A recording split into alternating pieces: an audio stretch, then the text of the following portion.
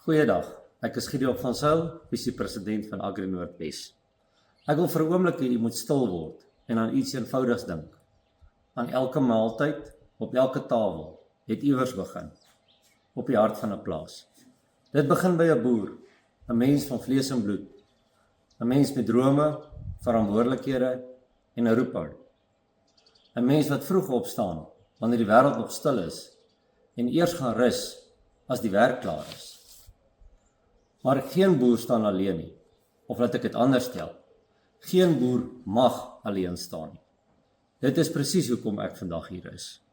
Ons nooi jou uit om saam met ons 'n verskil te maak. Ons stel bekend ons nuwe lidmaatskap, die Vriend van die Boer.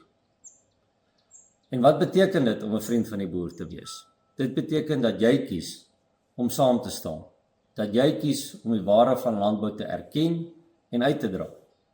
Dit beteken om jou stem te gebruik, nie teen iemand nie, maar vir iets, vir volhoubare voedselproduksie, vir 'n beter platteland, vir 'n beter Noordwes-provinsie.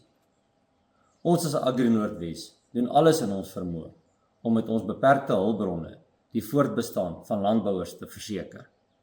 Veiligheid en die funksionering van die platteland is krities vir elke boer.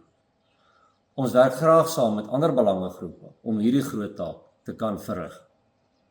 Ek sê graag dankie aan elke boer wat deel is van die span, of jy net 'n lid is en of jy 'n groter groep boere op een of ander vlak dien. Jy maak ons hande sterk. Vir elke ander persoon nooi ons graag uit om aan te sluit by ons as Vriend van die Boer.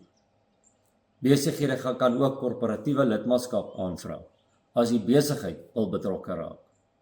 Ons het jou nodig, jou ondersteuning, jou stem, jou betrokkenheid. So vandag vra ek jou, sluit aan, word 'n Vriend van die Boer. Help ons om 'n sterk, volhoubare en veilige toekoms te bou. Baie dankie en geseënde dag.